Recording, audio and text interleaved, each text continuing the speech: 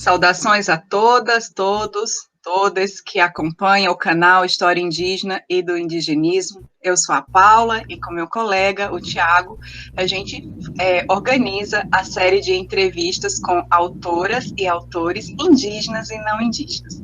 Sejam bem-vindas, bem-vindos, bem-vindes. Tiago. Boa tarde, pessoal que nos acompanha. Bom dia ou boa noite também, dependendo do horário, né, em que você estiver nos assistindo. Nossa convidada de hoje é a professora Graciela Chamorro, pesquisadora já bastante experiente, de longa data, principalmente sobre os temas relacionados com os povos indígenas falantes da língua guarani, ou das línguas guarani, né? Dependendo da forma com que a gente queira tratar. A Graciela é professora aposentada da UFGD e também já foi professora de outras instituições do Brasil e do exterior, já foi bolsista de produtividade em pesquisa do CNPq e possui uma formação bastante ampla e interdisciplinar, que logo mais ela também vai poder detalhar melhor para a gente, né? Mas, rapidamente, apresentando a professora, o currículo dela, né? Ela tem graduação em Educação Religiosa e Música Sacra, em Teologia, em Pedagogia, tem mestrado em Teologia e mestrado em História também, doutorado em Teologia e também doutorado em Antropologia, além de ter feito, né, 2 estágios de pós-doutorado, um na França e outro na Alemanha. É autora de diversos artigos, também de diversos livros, destacando, por exemplo, alguns livros mais recentes, como o livro intitulado História Kaiowá, das origens aos desafios contemporâneos, publicado pela editora Nhanduti, o livro Corpo Social, a coletânea que ela organizou juntamente com a professora Isabelle Combes, intitulada Povos Indígenas em Mato Grosso do Sul, História, Cultura e Transformações Sociais, pela editora da UFGD. Além de várias outras obras, artigos, capítulos, que certamente vocês podem encontrar e consultar com facilidade na internet, no próprio currículo Lattes da professora. Então, eu passo aí a palavra para a professora Graciela.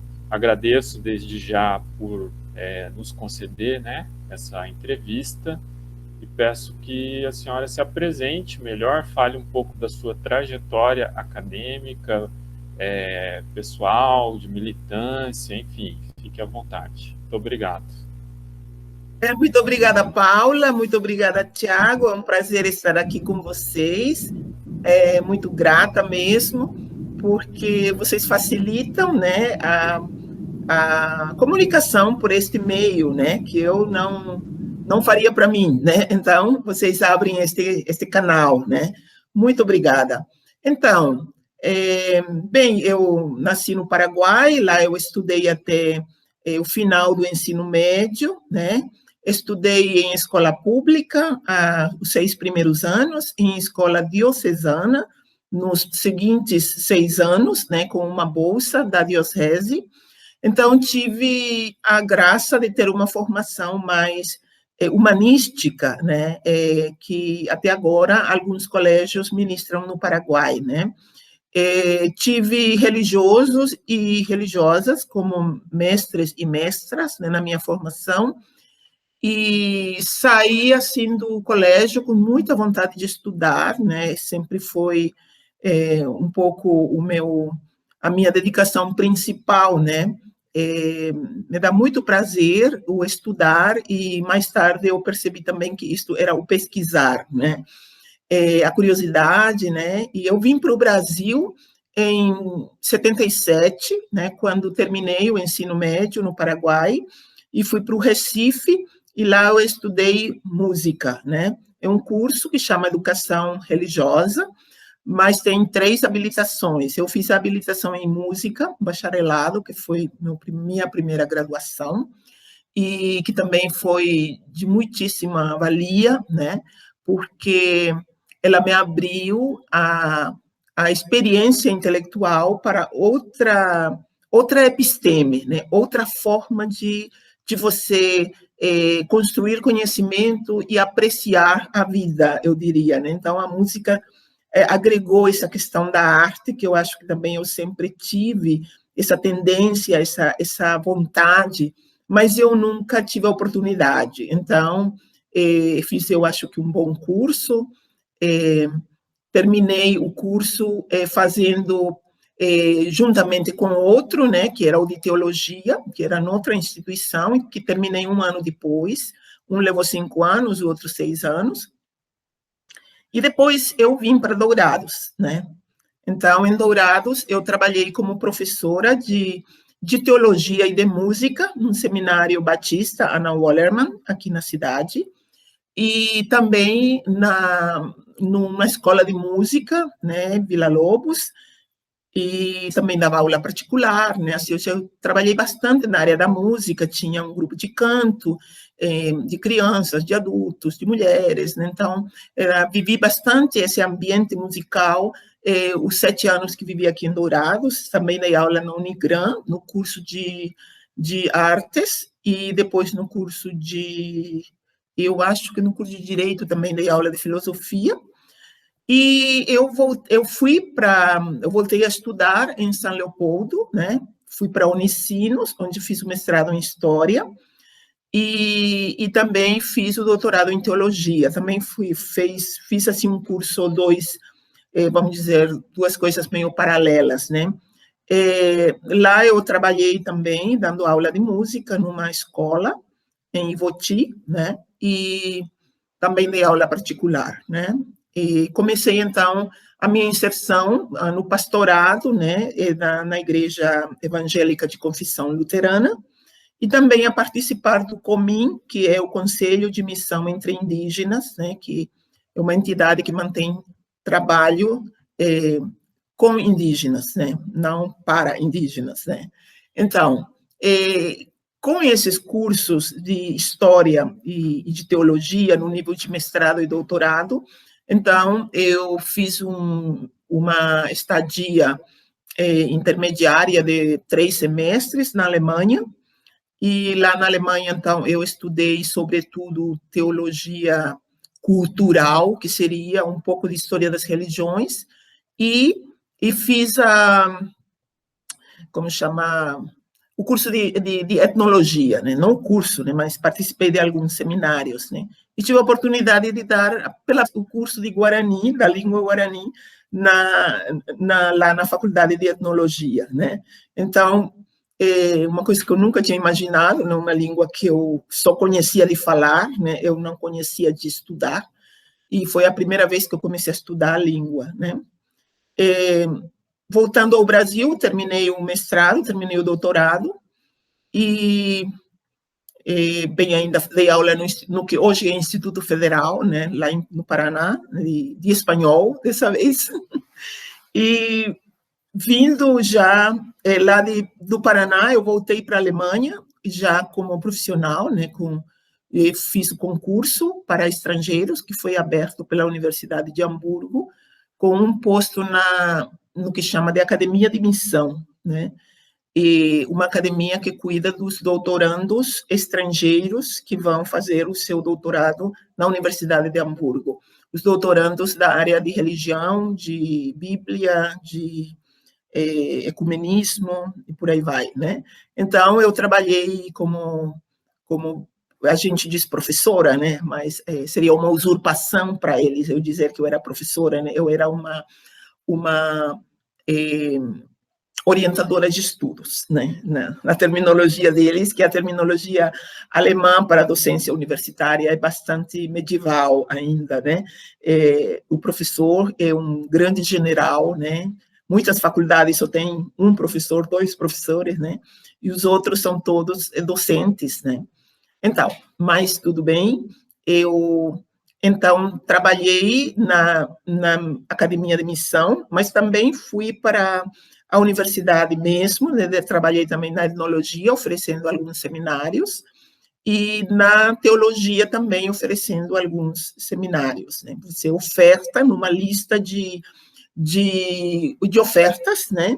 E quem tiver alunos dá aula, quem não tiver aluno não dá aula, né? É uma coisa bem, tipo assim, liberalismo, vamos dizer, né?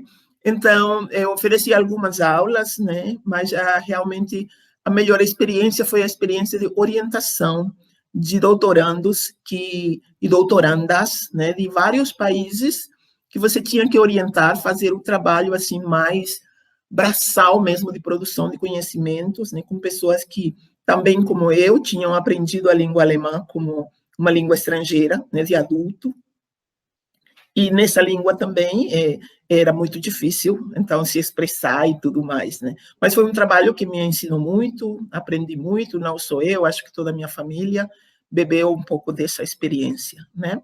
Ao voltar ao Brasil, depois de 6 anos, 7, então, eu tive um tempo de pausa, de esperar, né? Foi o tempo que estavam abrindo concursos. Fiz o concurso para o UFGD, para a vaga de História Indígena e Ciências Sociais, acho que era a vaga. Aí, eu fui muito feliz em passar para essa vaga e tive muita alegria, muito prazer em trabalhar nessa função, né? E conhecer o Tiago, e conhecer a Paula, e fazer essa caminhada, né? Então, estive lá até 2018, quando então termina a minha vida ativa, vamos dizer, oficial, né? É isso aí. Você falando, Graciela, e eu fazendo na minha cabeça o mapa, né? O Paraguai para Recife, para Dourados, para Alemanha, para o Rio Grande do Sul, né? Então, para Paraná, a gente fica tentando desenhar na mente. Agora eu vou fazer uma pergunta mais voltada para suas atividades atuais, né? Eu sei que você trabalha na construção e na implementação do que eu estou chamando de políticas culturais, né?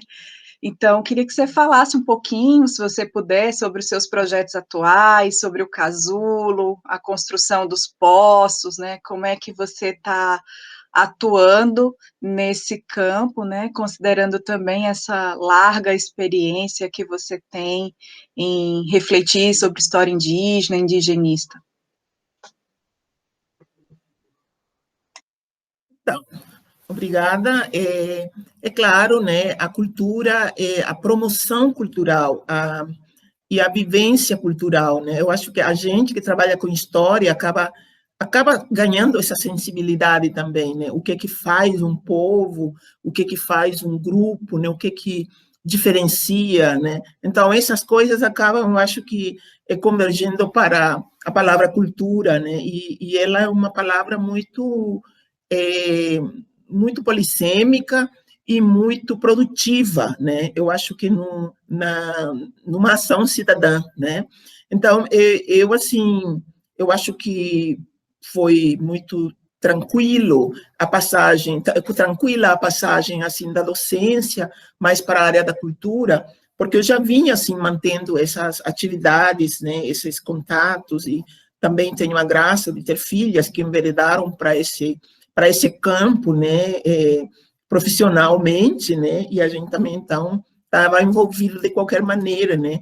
Então, o Casulo é uma associação cultural sem fins lucrativos, né, reconhecida como entidade de utilidade pública aqui no município, e a gente, então, cria esta associação para tentar ter um status legal para fins mesmo de atuação, né, na cidade, né, num ambiente em que o serviço cultural é muito precário, né? Em Dourados, nós não temos uma política cultural oficial, nós não temos uma o Dourados não está inserido, né, no Sistema Nacional de Cultura, né, uma cidade deste porte, né, e com estas características, né, e não está inserido porque as pessoas que governam não querem, ou não conhecem e não apoiam, então, quem trabalha por isso, né? Então, nós temos essa bandeira, vamos dizer, de inserir Dourados no Sistema Nacional de Cultura. Com isso, as pessoas fazedoras de cultura teriam acesso também a recursos de origem não municipal, né? Porque agora, praticamente, o setor cultural não tem acesso à verba que é destinado para a cultura todos os anos. Mas ela não tem acesso porque ela não a administração pública não é obrigada, porque esse dinheiro está num fundo chamado Fundo Zero, e a administração pública destina esse fundo para o que ela considera prioritário. E a prioridade nunca foi cultura. Então, passa ano, esse dinheiro que foi colocado para a cultura acaba sendo usado em outras coisas, né? Então, nós precisamos na cidade uma oficialização, né, de um programa, né, de um programa cultural, né, de 10 anos que vai colocar Dourados acima das prioridades de governo, né, mas que seja uma política mesmo de Estado, né? E isso se faz através do Fórum Municipal de Cultura, através das setoriais do Fórum, através também do Conselho Municipal de Cultura, participando também dos outros fóruns a nível estadual e, se possível, a nível federal, né? Então, a gente tem que mobilizar pessoas, às vezes se formar também, para ir integrando esses espaços que são formações. A gente vive fazendo cursos, né? Agora mesmo está rolando um curso, já recebi a chamada aí, né? Mas eu disse que hoje estarei ausente, né? Então, que são cursos de formação, né? Para a gente entender tudo que tem a ver com esse setor, né? A gente não tem um curso, vamos dizer, que forma a gente nisso, né? Pouquíssimos são os cursos no Brasil, então as pessoas têm que se formar, assim, através de cursos ad hoc, né? De cursos esporádicos, né? Porque também não existe a caracterização de uma profissão, né, nessa área, né? Então, geralmente, as pessoas que vão trabalhar nisso são pessoas que trabalham em outra coisa também, né? Ou são pessoas que acabaram enveredando para exercer outra profissão e continuar fazendo a arte ou a promoção cultural através de outras vias, né? Ou de forma honorária, né?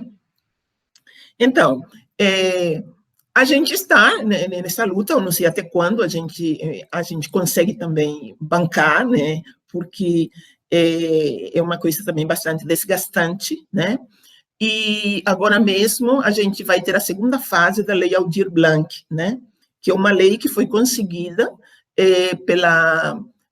inicialmente pela senadora Benedita da Silva, a qual se juntaram 5 outras, né, e outros, e daí elas conseguiram fazer uma política tão bonita que toda a Câmara dos Deputados vota a favor, né? Só teve uma pessoa do Podemos, acho que votou contra, mas todas votaram a favor. Então, não foi uma política de partido, né, mas foi uma política realmente de olhar a cultura como uma questão de identidade nacional também e tentar promover as diversas expressões culturais Brasil afora e que com a pandemia estavam também mendigando, né? Então, a gente teve a primeira fase, agora a segunda fase, está esperando a regulamentação do presidente da República, né?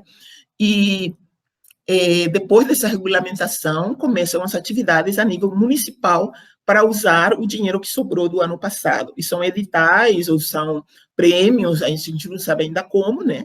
Que são para beneficiar as pessoas e as instituições que trabalham com cultura e não estão conseguindo realizar ou ter ingressos ou realizar as suas atividades de maneira como vinham realizando, né? E precisam fazer de outra maneira e tudo migrou para o virtual no momento, né?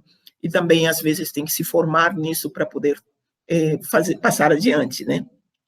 Então, Atividade cultural, então, envolve isso, né? Políticas públicas são políticas e são medidas que devem existir independente de alguém ir mendigar, né? Eu acho que a política se faz muito da maneira contrária, né? A política se faz muito indo uma pessoa que pede um favor e essa pessoa é favorecida e daí ela sai contando maravilhas, né? E outra pessoa que não faz esse caminho, ela então não é favorecida. Mas a política ela tem que ser uma medida aberta, pública, acessível a todas as pessoas, né? E deve existir tipo como um direito da sociedade, né? E não como um favor que alguma autoridade vai fazer para quem tem esse jeito de ir pedir as coisas para si, né? Então, nós queremos mudar isso na cidade, gostaríamos muito, né? E também sempre estamos fazendo pedindo apoio para também os docentes, né? Que eu acho que Dourados, ele tem mais de, não sei, até quando eu contei, tinha mais de 600 docentes só na UFGD, né? E esses docentes com doutorado e tudo, né? Deveriam fazer muita diferença no campo cultural, né? Deveriam ter necessidades e ver as necessidades da cidade, né? Então, a gente também gostaria muito de despertar isso, né? Essa responsabilidade social, né? De um intelectual, né?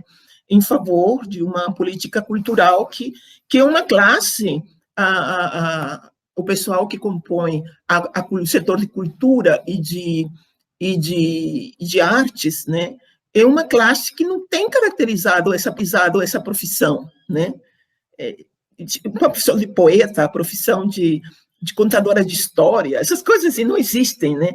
Então, essas pessoas dependem do quê? Dependem de editais, dependem de prêmios, dependem da criatividade da própria administração pública também, né? Então, para isso, você tem que assegurar essas coisas como política, e não como uma migalha, né? Então, esse é o sentido do trabalho nosso no Casulo, no Conselho, no Fórum. Atualmente, eu não estou no Conselho, a gente entregou faz pouco tempo, né, esse mandato, mas eu estou no Fórum como membro só, né? Também entregamos a direção, né? Mas requer um trabalho de formação, né? Por quê? Você tem que informar as pessoas, né? Tem pessoas que não sabem que isso é um direito, os indígenas mesmo, né? Não sabem se tem e a administração pública também está acostumada a não pensar nos indígenas como receptores desse tipo de benefício, né? Ou deste tipo de direito, né? Então, eu assisti uma parte da entrevista do colega Guarani Terena, desculpa, agora o nome, ando muito esquecida. Almires. Almires, sim, Almires, né?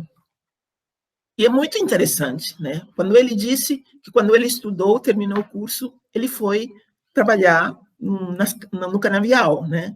Por quê? Não existia outro trabalho para ele na cidade. Não existia. Então, é a mesma coisa.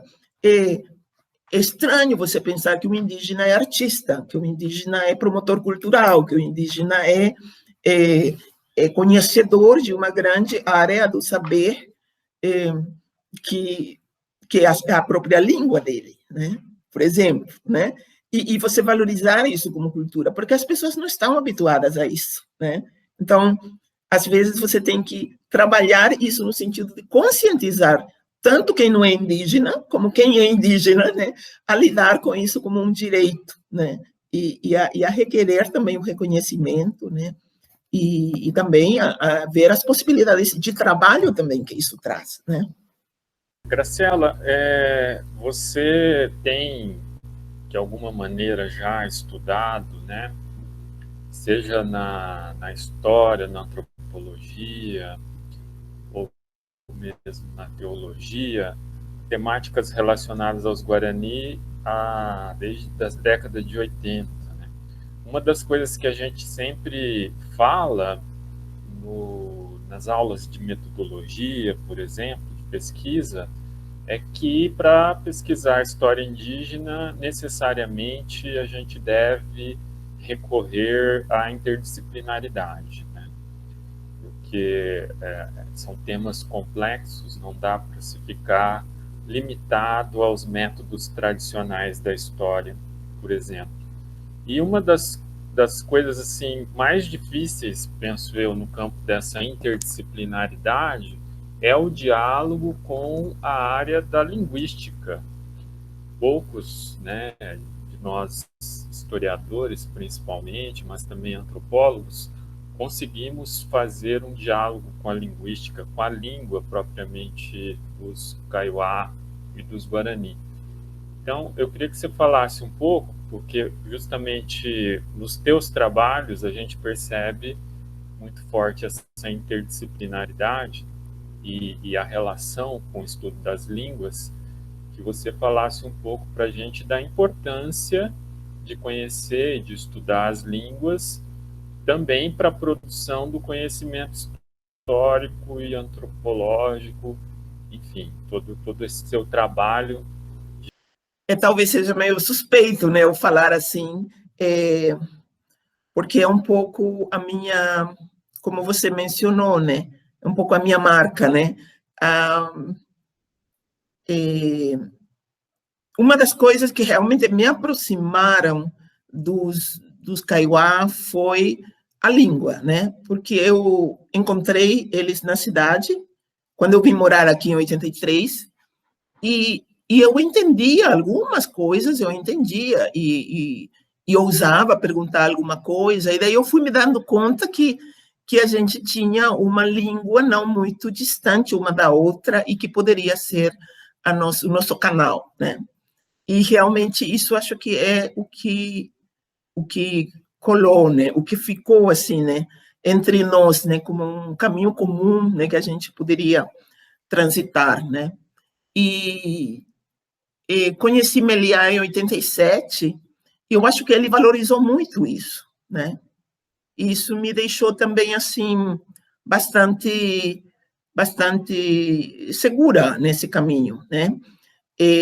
Eu fazia um trabalho juntamente com a Veronice e outras pessoas do CIMI, na época, numa alfabetização em língua indígena em Carapó, e a gente tinha recolhido muito material, e também tinha uma relação muito orgânica com os indígenas, né? E ele valorizou muito isso, e praticamente ele me convidou para fazer o mestrado lá na Unicinos, né? Que estava também na sua fase inicial, né? E quando eu cheguei lá, ele também me disse: você poderia aproveitar, né, esse conhecimento, e ele começou a dar as dicas, né? E eu me interessei muito, porque realmente para mim era uma coisa talvez não muito difícil, porque eu já tinha essa língua, um núcleo comum, vamos dizer, né? E agora teria que trabalhar esse específico, né? Então, eu acho assim que isso é muito importante, eu acho, num processo de formação e de construção de conhecimento, né? Que as pessoas também, que você respeita ou reconhece como autoridade intelectual, né? Que as pessoas também sejam bem claras, né? O que você pode contribuir e o que está bom, o que você, sabe, te dá realmente essa orientação. Para mim foi fundamental. Aí eu comecei a estudar isso, estudar também as outras obras, né, que já foram escritas na língua no passado, né? Então a gente vai tendo, assim, percebendo que a língua é um campo muito vasto, né? Eu acho que se eu tivesse tido, se o Meliá fosse um linguista e ele tivesse, vamos dizer, me proposto fazer um mestrado em linguística, talvez hoje eu seria dessa área, né? Mas ele não é linguista, ele trabalhou com a língua e era um professor, era um pesquisador da história, sobretudo, né? E me levou para esse lado. Então, eu acho que eu também segui um pouco esse trajeto, né? Só recentemente é que eu, assim, fui desafiada por outra pessoa, né? Muito mais jovem, como ele é, né? O Andérbio Martins, né? Aqui da UFGD, né? Para aproveitar o conhecimento que eu também, vamos dizer, o acervo que eu juntei, né? E tentar trabalhar com esse material em um dicionário, por exemplo, né? E é o que eu estou me ocupando nos últimos anos, né? porque e eu estou estudando linguística agora, né, para linguística mesmo, né, para poder dar conta da língua, da linguagem, da metalinguagem, da linguística, né, que antes eu me ocupava mais só com a língua e com a semântica, né, então, eu acho muito importante, eu acho que um nível é o nível da empatia que a língua cria com os falantes, com uma sociedade que aprecia a sua língua e que tem a sua língua como, muito claro, como fonte do seu saber, né? E você cria uma empatia quando você sabe a língua. A pessoa pode até ter mais confiança em você, pode, não estou dizendo que tem que ter, né? Mas eu acho que a língua cria um interesse em você também, né, de parte dos indígenas. E eu acho que eu tenho muito esse contentamento, né, de ter sempre falado com os indígenas em sua língua, com os jovens de hoje, nem sempre, porque eles também fazem questão de falar em português, né? Mas eu pesquisei muito as pessoas mais velhas que também não poderiam falar em português, né? Então, aprendi muito, e eu me reconheci também nesse processo, né? Me reconheci também com uma língua que era desprezada no Paraguai, era desprezado em muitos ambientes, né? E com uma língua que também me fazia, né? Me formava e me tornava o que eu era, né? Então, eu também desenvolvi uma empatia, assim, no sentido de compreender os indígenas, assim, como na ida, na volta e na ida de novo, né? Assim, é um processo, assim, de reincidências, né? Mesmo nos insights, né? Esse é um elemento que é o elemento da empatia, eu acho muito importante, especialmente para quem vai fazer pesquisa de campo e quer adentrar, como diz o Almires também, né, no mundo da religião, né, no mundo mais da cosmologia, né? Não tem como, porque ele não vai poder explicar em português o que é isso, né? E você tem que manejar, no mínimo, esse vocabulário, né? Isso é um elemento, né? Eu acho muito importante, né? Um outro elemento é realmente quando você também quer, como diz o Arion, né? A língua é a porta de entrada mais segura para você se aproximar da cosmologia. Hoje a gente diria também epistemologia, né? Dos povos indígenas brasileiros, né? E paraguaios, aqui não muda muito, né? Mas com isso ele quer dizer que existem outros povos indígenas, às vezes, que já não falam sua língua também, né? Mas os povos indígenas, quando você tem acesso à sua língua, você está entrando por um caminho diferenciado para compreendê-lo, né? Então, vou dar um exemplo.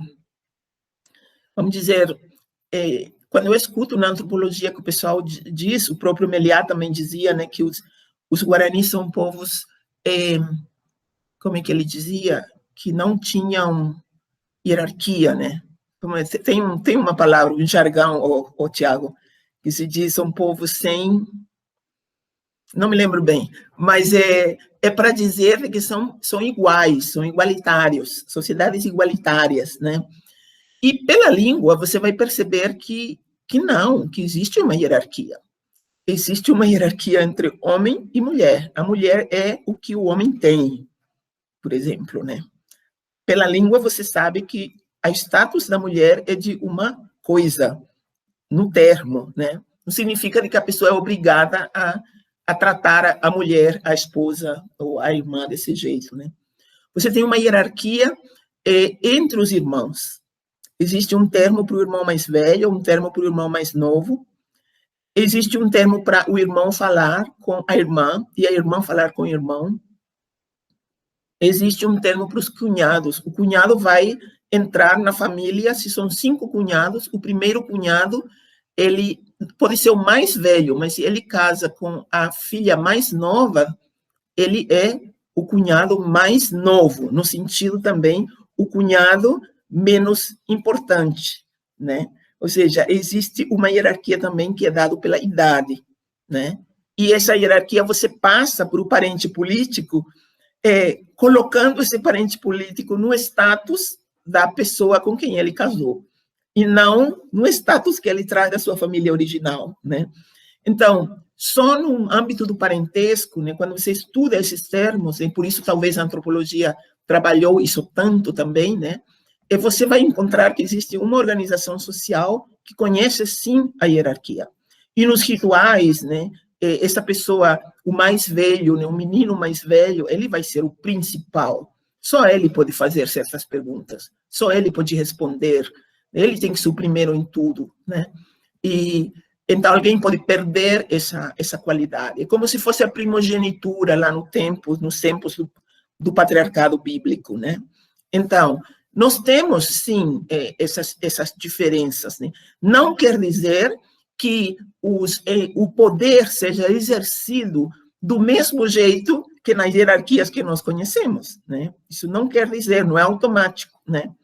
Mas nós temos, sim, essa noção, né, bem clara. Então, eu acho que a língua ele vai trazer, vai abrir vai dar dicas muito importantes sobre como esse grupo organiza as coisas, né?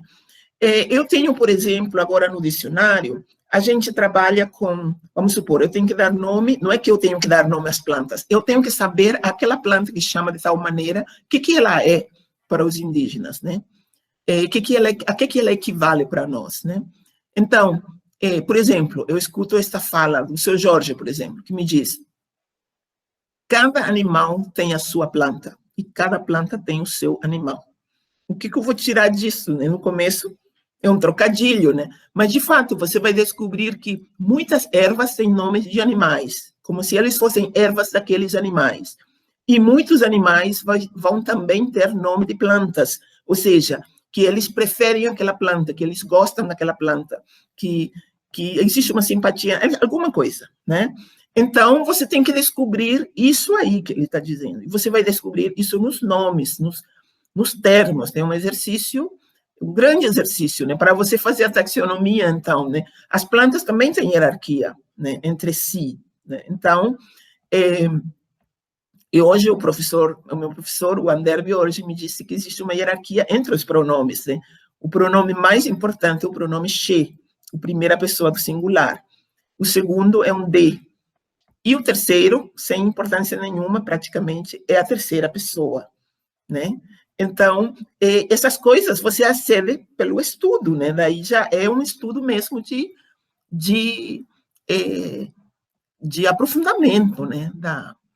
E existe um outro nível também, que, bem, isso eu falei aí da cosmologia, né, que a gente não tem como pegar os conceitos da gente e tentar explicar na língua para os indígenas, né? Eu acho que os conceitos, eles devem sair dessa língua.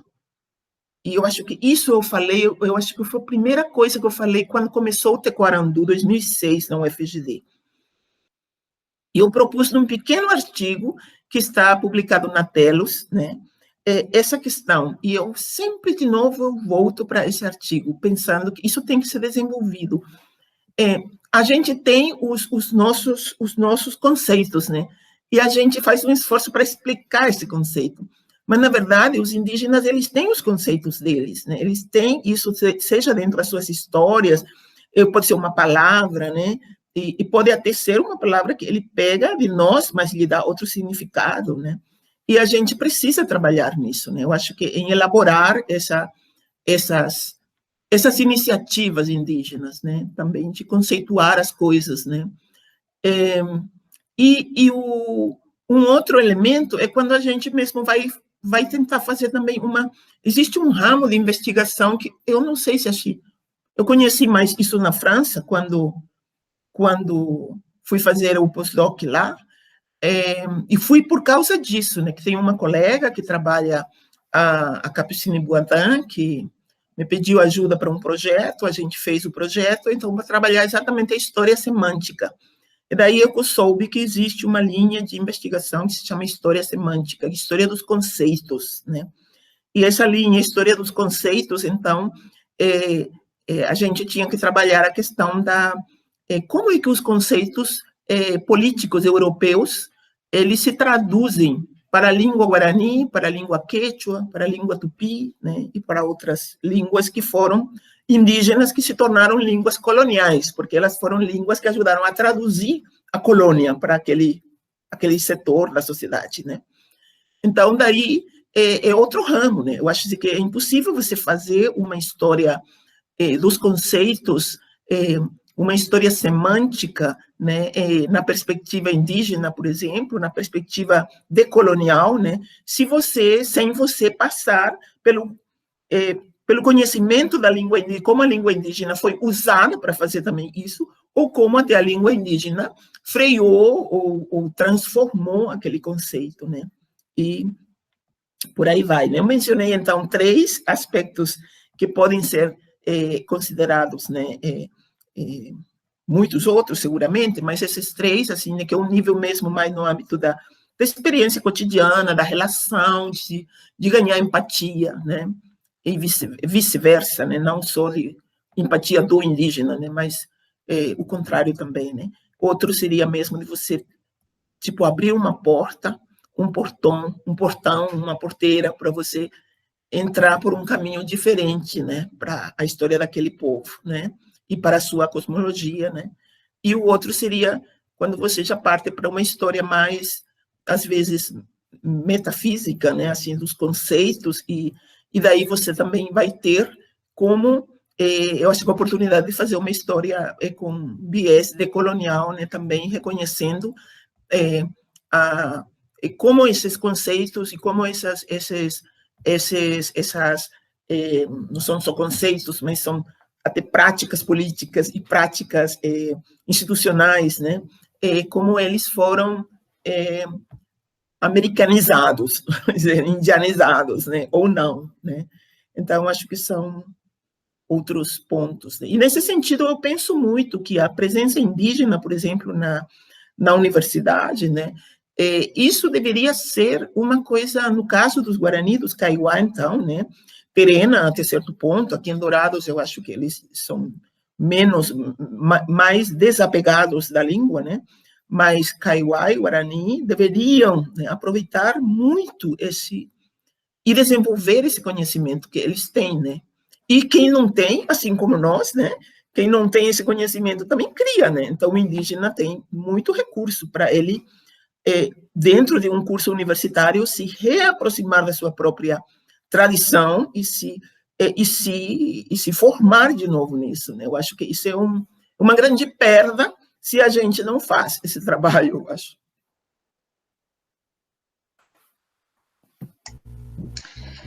Graciela, a gente tem 2 perguntas enviadas pelo público, que são nossas colegas que trabalham conosco.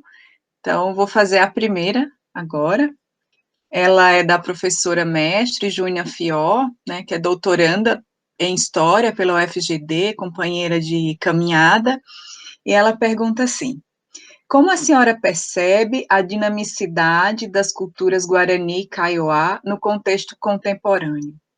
Qual a participação das mulheres Kaiowá nessa dinamicidade? Isso é maravilhoso, eu acho, né? Assim, numa longa jornada, né, de, sei lá, quase 40 anos, né, a gente percebe as mudanças são muito grandes, né?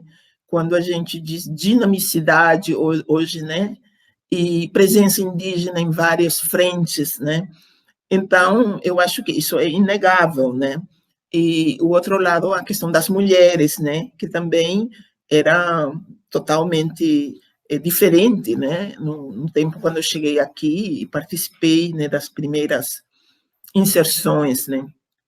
Então, Júnia, obrigada pela pergunta, né? Essa dinamicidade, eu acho que ela vem movida pela própria consciência que os indígenas foram também organizando dessa maneira, até resultar em demandas do Estado, em em organizações e adesões também a políticas públicas, né? E vai lhe despertando, então, para realidades novas, né? Então, eu volto de novo ao que eu escutei do Almirez, né? E quando ele disse que ele foi convidado por um juiz, um advogado, a escrever, então, uma proposta de inserção dos indígenas na universidade, né? Antes disso, não tinha. O futuro dele era cortar cana, né? E daí, com essa oportunidade, né, mudou alguma coisa. Eu já não estava aqui nessa época. Eu tinha saído já. Eu saí daqui em 87 e eu voltei aqui algumas vezes para participar de encontros de professores e professoras indígenas, que, na verdade, não eram bem professores e professoras indígenas que estivessem... A maioria não trabalhavam dentro da estrutura organizacional escolar, né? Muitos estavam já tentando fazer um movimento indígena para criação de escolas indígenas, alguma coisa assim, né? 80, né? Se apareceu na Constituição o artigo 231, é porque tinha indígena que já pensava nessa direção e indigenista também, né? Então, só por isso, né? Então, nós estamos nessa época. Então, começam essas ações dos próprios indígenas, né? E das instituições indigenistas que apoiavam essas vontades, né? Então, eu me lembro muito bem, lá na Vila São Pedro, num dos eventos organizados pelo CIMI, com os chamados professores e professoras indígenas, né? E lá foram participar também pessoas daqui naquele tempo se chamava, não lembro bem o nome, mas era do setor da educação, da administração escolar. E eles falavam na sua língua e eu tentava traduzir, porque eu queria integrar as pessoas que estavam lá de fora, né? E os índios me disseram, não, traduz não. Aí eu disse, por quê? Aí ele disse assim, depois eu te falo. Aí a política deles era fazer essas pessoas de fora perceber o que é você não entender o que os outros estão falando. Depois eles pegaram esse acontecimento e falaram para eles também. Aí eles disseram, o que nós vamos ensinar? Aí, tipo, isso era 89, eu acho. 89 ou 90, não lembro bem. Mas o que eles vão ensinar? Aí ele disse, nós vamos ensinar. Aí eles começaram a mencionar sobre o que eles iriam ensinar, né, se fosse uma proposta indígena, né? Aí ele disse, até que série, tá? Até a 4ª série, tá? E daí? E depois, se for para a escola, ele não vai saber nada do que os outros sabem, e daí ele vai para a 5ª série e não sabe nada. Aí os indígenas dizem aí, não, mas a gente vai ter a nossa 5ª série também depois, né? Aí depois, então, tudo bem, mas vai chegar no ensino médio e ele não sabe nada. Aí o indígena também vai dizer, mas nós também vamos querer o nosso ensino médio. E daí vai chegar no vestibular e ele não vai passar no vestibular. Aí, assim, ficou aquela coisa, as pessoas de fora da administração escolar, né, que a Constituição já estava lá, né, então já tinha mudado alguma coisa. Então, elas estavam, vamos dizer, preocupadas, com uma aspas, preocupadas com que os indígenas continuassem estudando e chegassem até a universidade. Elas estavam preocupadas. E os indígenas dizendo para eles, tá tudo bem, a gente vai chegar lá, mas eu não preciso chegar tipo assim, mudar o curso, né, da educação para chegar lá, né? Aí, quando era para entrar na universidade, daí o indígena disse, se preocupa não, a gente também vai ter a nossa universidade, né? Então, assim, essas falas são falas, assim, embrionárias, porque eu escutei assim, sem acreditar. Eu não imaginava que daquelas falas sairiam situações ou pessoas que lutaram depois realmente por uma educação escolar indígena ou por uma educação indígena, reconhecimento da educação indígena, que a educação indígena existe sem a escola, né? E se os indígenas querem educação escolar, os indígenas também podem fazer essa adaptação, né? E se os indígenas querem ser universitários, os indígenas também podem dizer o que eles querem estudar na universidade, né?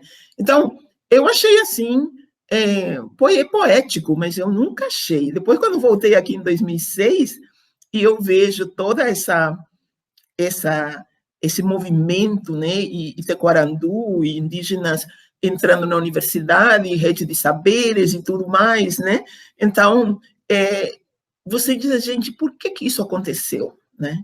Então, eu acho que são os dois lados. De um lado, é um movimento indígena, de outro lado, é um movimento indigenista, pessoas intelectuais não indígenas que reconhecem as culturas indígenas como fontes de saber, de identidade, de história comum também, e que também querem promover isso para promover, desenvolver, né? Eu acho que a gente, às vezes, não sabe muito bem, né, o que fazer, mas eu acho que começou assim, né?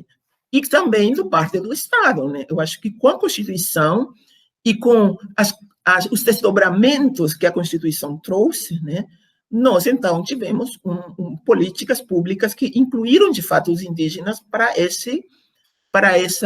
essas novas frentes, né, seja de trabalho, seja de estudo, seja de formação profissional, né? Então, eu vejo isso de uma maneira positiva, positiva, e daí sempre uma vírgula, né? Porque tudo requer, né? Cada mudança, cada novidade também requer uma integração daquilo, né? No que, na gente da história, eu acho que a gente pensa assim, né? Essas coisas novas, elas têm que ser integradas, elas não vão ser integradas no vazio, né? E esse processo de integrar, né, essas coisas, eu acho que são processos que talvez a gente ainda, nós, não indígenas, não sabemos fazer, não sabemos como fazer, e os indígenas também talvez não tenham cuidado muito disso, né? Então, existem muitas questões que toda essa dinamicidade traz, né? Então, essa seria a problematização que eu faço dessa questão da Júnia, né? Dinamicidade existe. Toda cultura, a gente pode dizer, em geral, ela é dinâmica. E os povos de fala guarani, kaiowá, eles também são dinâmicos e eles promoveram mudanças, né? Movimentos dentro da sua própria cultura. Isso traz conflitos, traz problemas, né? E essas coisas a gente tem que reequacionar, reencaminhar para ver aonde vai, né? Então, uma das coisas que eu acho que a gente tem da presença da questão da dinamicidade no âmbito escolar, no âmbito da formação universitária e tudo mais, né? Nesse âmbito característico aqui dos Guarani e dos Kaiowá, que são povos numerosos em termos de Brasil e que estão bastante, não vou dizer inseridos na sociedade não indígena, mas eles estão muito próximos das cidades, muito próximos muito com a presença do Estado muito constante, né?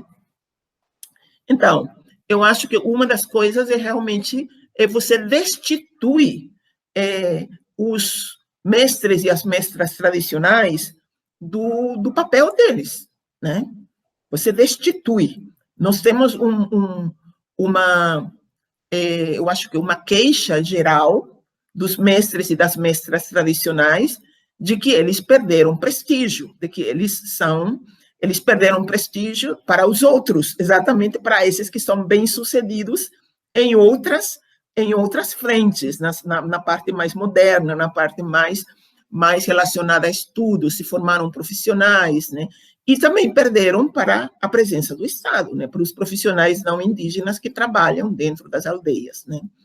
Então, eu acho que o âmbito da educação, passou totalmente, saiu da mão dos mestres tradicionais e do campo da religião, do campo da filosofia indígena, e foi para o campo da escola e na mão de gente super jovem, né, que são os professores e as professoras, muitos deles sem o conhecimento, sem a integração, né, sem a socialização com aqueles saberes mais tradicionais, vamos dizer, né? E isso cria um conflito. E isso é uma coisa que tem que ser tratado. E eu não sei se está sendo feito, né?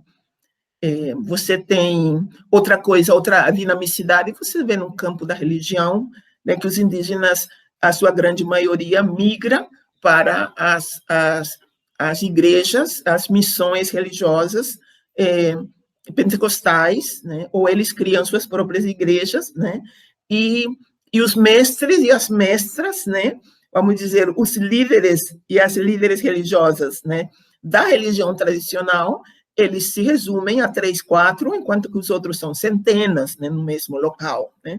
Então, você tem uma situação onde o diálogo é muito necessário e precisa ser feito, né. Então, aí é a minha questão, né? Eu acho que a gente precisa ter um diálogo entre o novo e o velho, o diálogo, falar abertamente sobre os conflitos que essas mudanças geraram, né? E com o que pode se fazer para equilibrar os poderes, equilibrar os saberes e também fazer realmente uma passagem mais tranquila, mais respeitosa, né, para outras áreas de saber, né? De repente, sei lá, o milho sai do ambiente religioso e vai para o ambiente capitalista, simplesmente, né? Porque tanto faz qualquer milho hoje, né? O fato de você arrendar terras, acho assim que tem muitos elementos que estão dentro dessa dinamicidade, né? E nem tudo o que é dinâmico é igual à promoção da vida, à promoção cultural desse grupo específico, né? Então, eu acho que isso precisa ser tratado. Você perguntou também da questão das mulheres, né? Então, eu acho que as mulheres, elas deram um salto maior ainda, né? Porque elas saem de uma reclusão quase absoluta ao ambiente doméstico, né? Para um ambiente não só da liderança indígena, mas também da formação mesmo, né? Fora do próprio ambiente do grupo, né? Tem mulheres indígenas líderes fora do seu grupo familiar, fora da sua reserva, né? E da sua aldeia, da terra indígena, né? Então, eu acho que isso é uma coisa muito, muito grande, né? E a questão que eu considero também aqui é que o povo Kaiowá e Guarani, eles têm conseguido essa mobilização e essa dinamicidade a despeito de uma vou dizer, uma tradicionalidade, assim, né? Ele não abre mão do discurso tradicional. Em geral, o discurso tradicional é integrado a esse discurso mais moderno, vamos dizer. Mas a diferença é esse discurso, ele é aprendido também, né? Ele é aprendido como um discurso que é politicamente correto também, e que também é uma política correta em respeito aos mais velhos, aos que realmente vivem e cultivam, foram socializados, né, com essas formas de saber, né? Então, existe um manejo das coisas também, né? E outra coisa que eu comparo às vezes é quando você tem indígenas, por exemplo, que já cresceram em Manaus, ou cresceram numa grande cidade, passaram por uma escolarização tiveram uma alfabetização como outras pessoas não indígenas, e têm um domínio do português, da leitura e da escrita, provavelmente mais do que os Kaiowá, vamos dizer, né? E os Kaiowá, igual, enfrentam essas situações novas, né? Com garra e com certo sucesso, vamos dizer, né? Porque a questão da leitura e da escrita, ela é muito importante, né, e do cálculo, né, em você ser bem-sucedido num ambiente não indígena, né, num ambiente que você não domina, né. E eu acho que em outras culturas, em outros grupos indígenas, você tem longos anos já de presença indígena na cidade, né? E os Kaiowá, de alguma maneira, a escola é uma coisa, não é nova, mas eu acho que como ela é hoje, assim, universal, vamos dizer, né? E com uma presença fortíssima do Estado, né? Através da escola, eu acho que ela é mais recente, né? Não podemos, eu acho que pensar na escola que já veio com esse CPI, né? Eu acho que atingia muito pouco, né? Como em história, antropologia, e na intersecção dessas duas disciplinas, a gente tem o que pensar. E aí, tem mais uma pergunta. A professora Andressa Rodrigues Flores, que é doutoranda em História pela Unicinos, ela disse que gostou muito de ler algumas de suas entrevistas, e ela percebeu a sua formação acadêmica em antropologia, teologia e história, e ela pediu para falar mais um pouco sobre sua vivência no trabalho de campo entre os indígenas, né, e como é que esse trabalho de campo influenciou na leitura das fontes coloniais, né? Você já falou um pouco, mas se puder falar mais um pouquinho. E aí a Andressa acrescentou como é que a senhora percebe a relação dos Guarani, dos Kaiowá com a natureza, e quais são as suas projeções, né, sobre essa relação, considerando o projeto de lei 490, né, que semana passada teve aprovação na CCJ. Né? Acho que a Andressa está preocupada com as consequências, né, desse projeto de lei para a relação dos povos indígenas com os seus ambientes. Não é moleza, perguntas difíceis. Então, o Meliá, ele tinha um trocadilho metodológico, assim, né? Ele dizia das fontes históricas aos povos indígenas contemporâneos, dos povos indígenas contemporâneos às fontes históricas, né? Aí, tudo bem, isso até eu ler os trabalhos do Carlos Fausto e outras pessoas que diziam, que criticavam muitíssimo, né, o fato de você querer fazer esses saltos, né, da história para os saltos históricos, né, e porque na história isso é muito importante, né, na história você trabalha com coisas bem específicas, né, nesse ambiente, nesse contexto, nessa latitude, né, nesta hora, assim que você trabalha, né.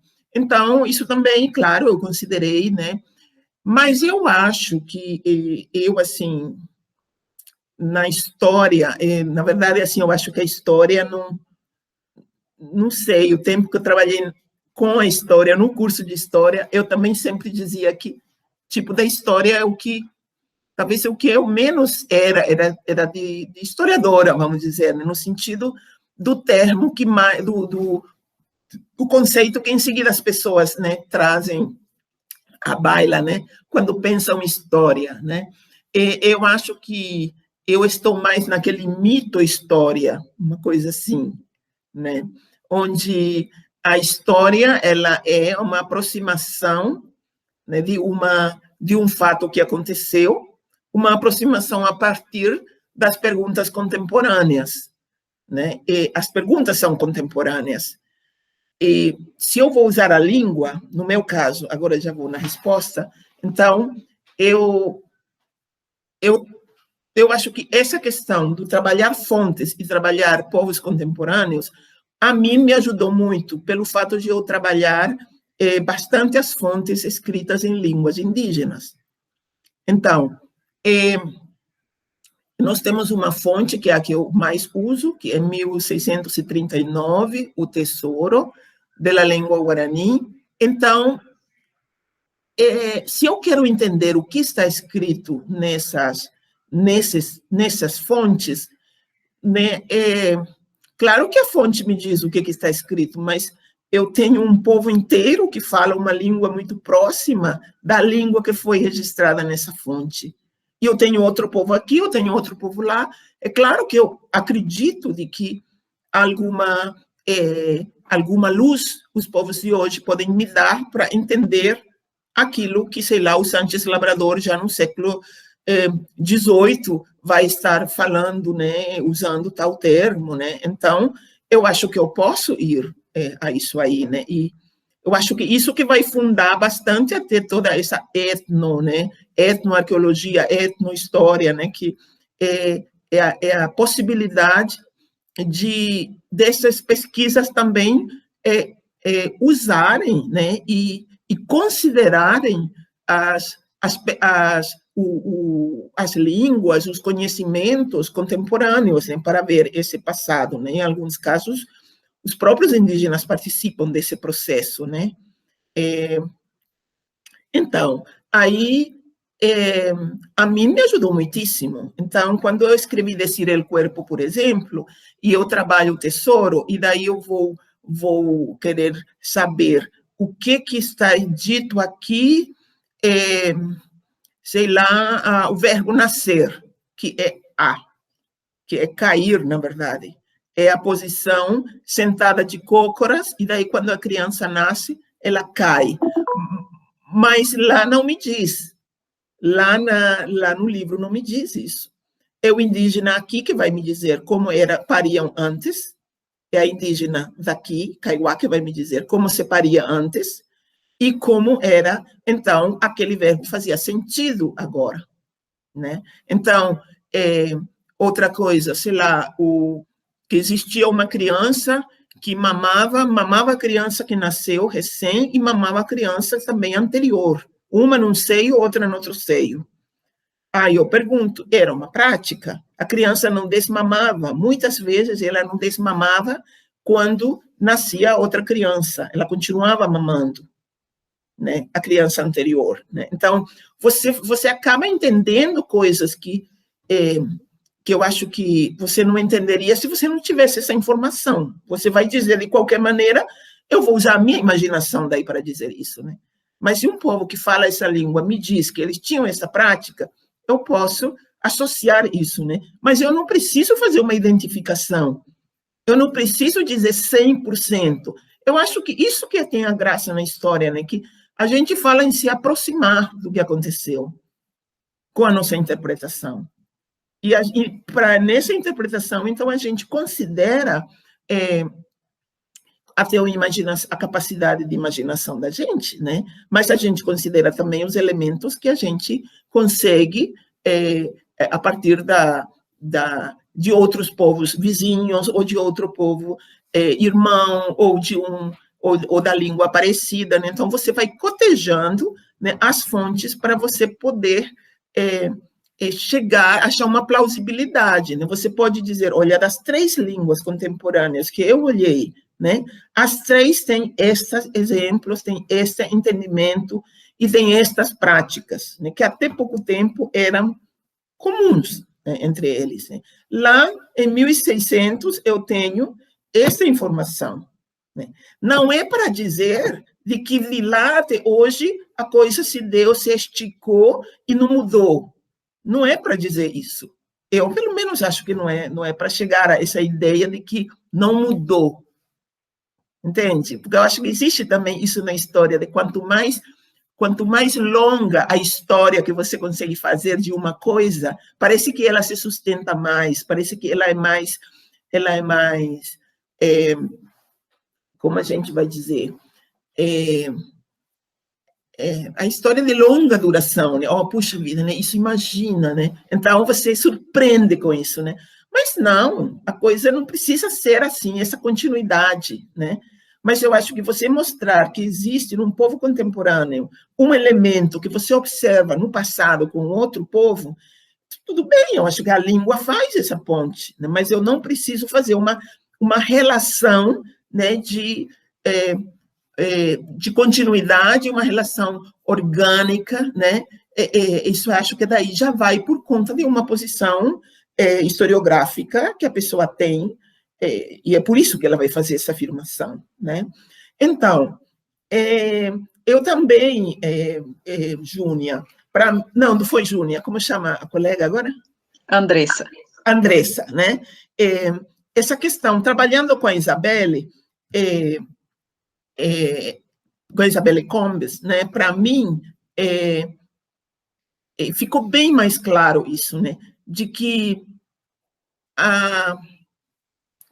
um povo, né, eu tenho que fazer a sua história considerando tudo que diz respeito a esse povo, né? Não é porque tem um povo que fala essa língua e que eu tenho que fazer coincidir as coisas, porque existe uma cultura comum entre elas, ou fatos comuns, tem que ter fatos comuns, porque são povos que falam a mesma língua, né?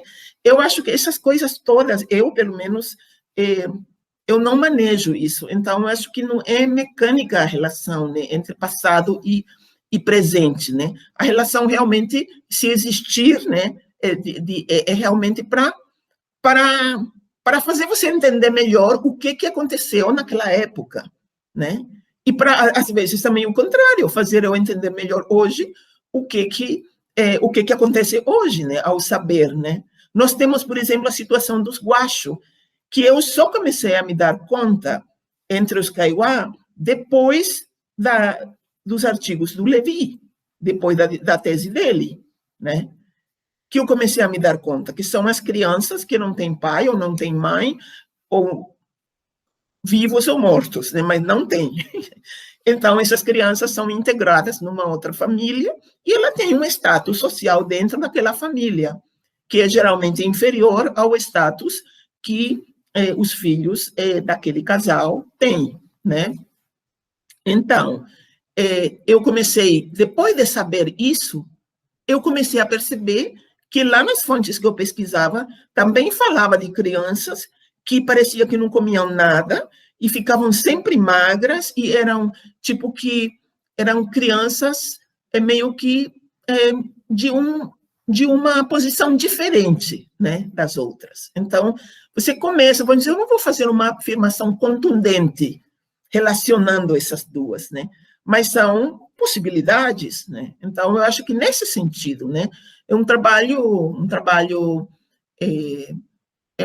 de mostrar dados, sugerir relações, mas nada contundente. Eu não tenho isso, né. A questão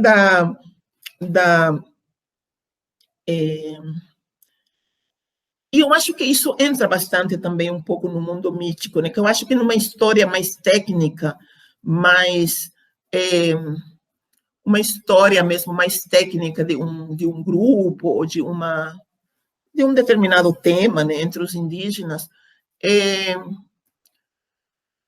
onde a gente trabalha com dados e uma teoria, né, como na história mais convencional, vamos dizer. Então, muitas vezes não se aplica isso que eu estou falando, né? Eu não sei se eu estou mais perto dos indígenas nesse sentido, né? Mas eu acho que os indígenas têm essa ação, né, de, por exemplo, nós estamos em Assunção, numa viagem, e uma indígena está junto, e ela olha, o guia explica a construção de uma igreja e fala que indígenas participaram disso, e rapidamente ela vincula a história que ela conhece do grupo dela, que também o seu avô teria contado, que os seus ancestrais participaram da construção de igrejas e que pode ter sido aquela igreja. Para a história convencional, isso não vai, porque é um outro lugar, não se sustenta, né? Mas para uma história que você considera que a atualização mítica, né, ela acontece também quando você se depara com uma informação histórica, né? Então, isso eu não tenho como negar, né? Que ela diz, olha, meus parentes ajudaram a fazer essa igreja, né? Porque o quanto de teor mítico está na afirmação dela e na conclusão que ela tira, eu não posso tirar, né? Eu não posso tirar. Como um exemplo, hoje com a Covid, por exemplo, o que tem de muitos indígenas, né, que falam que já foi dito, anunciado para eles que ia vir um vírus, né? Ia vir um vírus e que colocaria as pessoas, deixaria elas em casa e começa. Então, a gente pode dizer, numa versão mais técnica, é muito fácil hoje dizer que ia vir um vírus, né? Porque ela pega o que está acontecendo agora e coloca tudo, agora ela fala que alguém já sabia, né? Entende? Então, isso é um juízo em cima disso, né? Mas eu acho que no mundo mítico acontece muito isso, né? Na maneira como você lida com os acontecimentos, e você coloca no passado uma coisa que está acontecendo agora, né? E aquela referência no passado é como se te desse autoridade, né? E você vê, por exemplo, um exemplo que vem do mundo bíblico, o Jeremias, ele vai dizer, na verdade, Deus me escolheu desde o ventre da minha mãe, né? Aí você vai dizer, vem cá, do ponto de vista histórico, se Deus escolheu ele desde o ventre da sua mãe? Como isso? Isso é uma consciência que ele tem quando ele está falando isso. É uma consciência que você coloca no passado, mas ele não tem como ele saber que ele foi escolhido antes dele mesmo existir, né? Ele não tem como isso saber. Mas isso é uma linguagem religiosa para ele dizer de que o trabalho que ele estava desenvolvendo era um trabalho dentro vamos dizer, dos desígnios de Deus e dentro em favor da vitalidade da religião que ele representava, né, que ele era um profeta, né?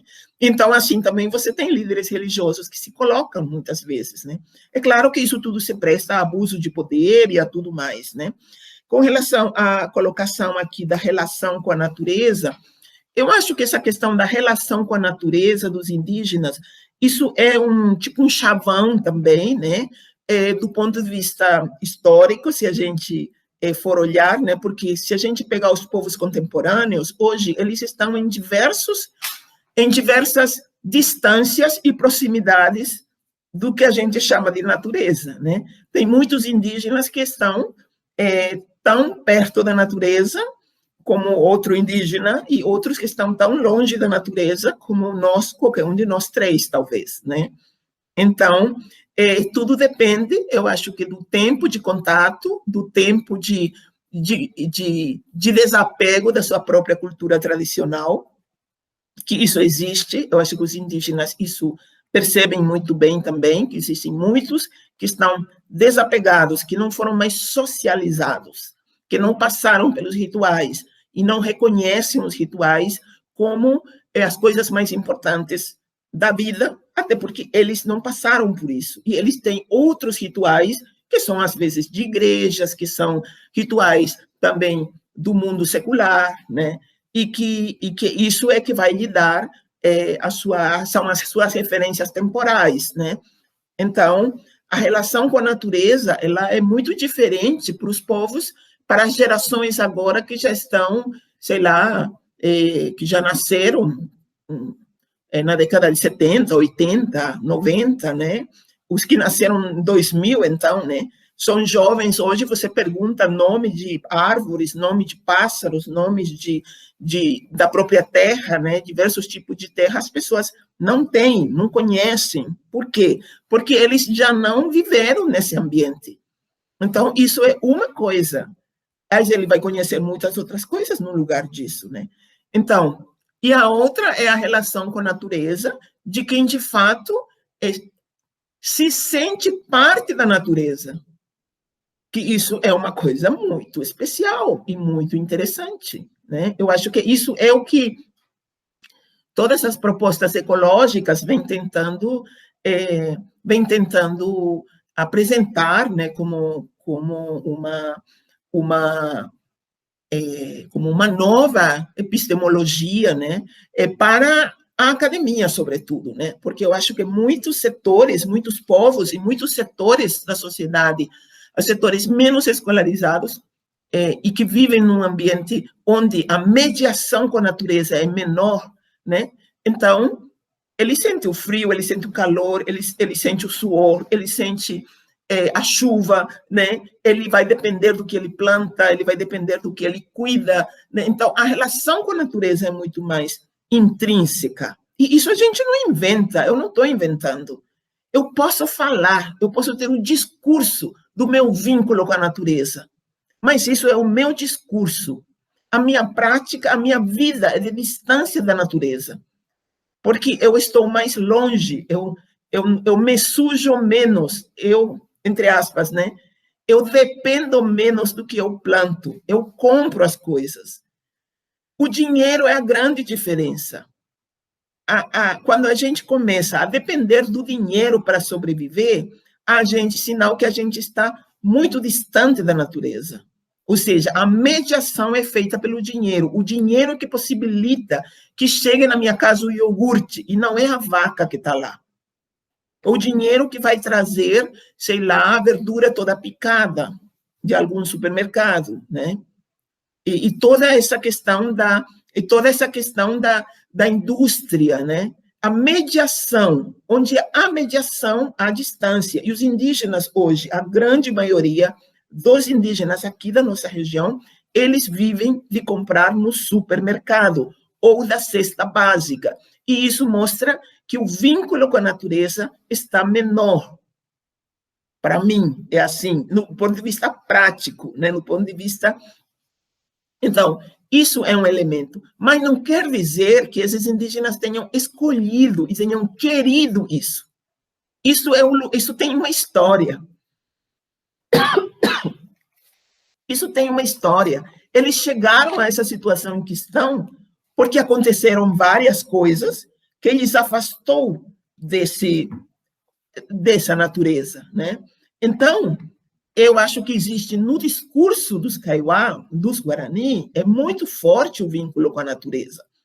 E eu acredito que, se dando as condições, isto pode voltar a existir. O vínculo com a natureza é também a dependência da natureza, né? E quando a gente diz o vínculo, é o sentimento, também... você não termina em você. E quando no filme Terra Vermelha, né, o ator, ele come a terra e ele diz que ele é a terra. E o Almirez também falou na fala dele ontem, né? Olha, você é pesquisador há 20 anos. Eu sou o que você pesquisa há 20 anos. É diferente, né? Então, eu acho que essa relação intrínseca com a terra, com esse vínculo com o que a gente chama de natureza, isso se dá isso tem que se materializar, né? Tem que se materializar, não só no ritual. Eu acho que para os indígenas que hoje em dia foram despojados das suas terras e vivem sem suas matas, sem seus rios, né? Sobrou o ritual. Mas o ritual era a ritualização de toda uma forma de vida no passado. E que hoje, então, se tornou só ritual, né? E pode se tornar folclore se a coisa não voltar. Então, quando a gente tem qual é a relação... Então, eu acho que se a PL, que eu acredito que não vai adiante, mas se for adiante, e caso chegar a ser mesmo uma lei, então nós temos muito menos chance desse discurso de vínculo com a natureza se tornar de novo uma vida de vínculo com a natureza. Esse será muito difícil, porque eles definitivamente, por muito tempo, até que surjam outros líderes que conseguem virar isso, né? Eles não vão ter acesso à terra, à água, ao ar, né? E nós vamos ter cada vez mais indígenas dependendo de cesta básica e de salário para ir no supermercado comprar, né? Então, e o ritual vai se tornar folclore e nós vamos ter, tipo, indígena dizendo que, sei lá, né, continua, o discurso pode continuar e pode mover mais tarde uma revolução, mas não vai ser nas próximas gerações, né? Então, para eu não ser mal interpretada, né, eu reprisaria o que eu falei, no sentido de que a relação dos indígenas com a natureza também é uma questão que a gente não pode pegar assim, do jeito que ela soa, sabe? A gente tem que diferenciar. É muito diferente um indígena depender, ter um vínculo com a natureza, uma relação com a natureza, em um ambiente onde não existe uma cidade, não existe uma presença do Estado muito forte, e você também, e não existe não existe tipo uma motivação constante para ele viver de outra coisa e não da natureza. Então, os indígenas aqui mais próximos de nós são indígenas que estão totalmente expostos ao mercado, né, como a mão de obra barata, sobretudo, né? Eles perderam suas terras, perderam acesso à água, eles perderam as matas, essas matas vão demorar para voltar quando eles tiverem acesso à terra. E eles também têm que ressocializar-se com toda essa cosmovisão, né? Porque só o discurso isso não garante, né? Você tem que se ressocializar. Por isso que junto com a demarcação das terras tem a necessidade também da gestão da terra, né? Da gestão da terra e da ressocialização, né? Então, você tem que imaginar que quando você volta a ter a possibilidade de se relacionar com a natureza, por algum tempo isso não vai ser possível de maneira direta, até você ter uma mata novamente, você ter de novo uma agricultura mais produtiva, né? E você ter de novo também as possibilidades de trocas entre um grupo e outro. Não é regredir. Eu acho que muita gente escuta isso como uma regressão, mas não é regredir, é realmente uma mudança de paradigma, como se fala, né? Então, e você tem indígenas que têm uma situação de muito mais orgânica de vínculo com a natureza, né? A lei sendo implementada, a lei existindo, se chegar a existir e sendo implementada, né? Claro que muito mais indígenas perderão suas terras, né? Isso sim será uma regressão, né? E muito mais indígenas estarão morando em cidades e dependendo dependendo de cestas básicas ou dependendo de trabalho assalariado, né? E o que é hoje ritual, né? Terá se tornado provavelmente folclore, né? Então, é isso aí. Eu acho que é um grande perigo, mas eu acredito que isso não vai adiante.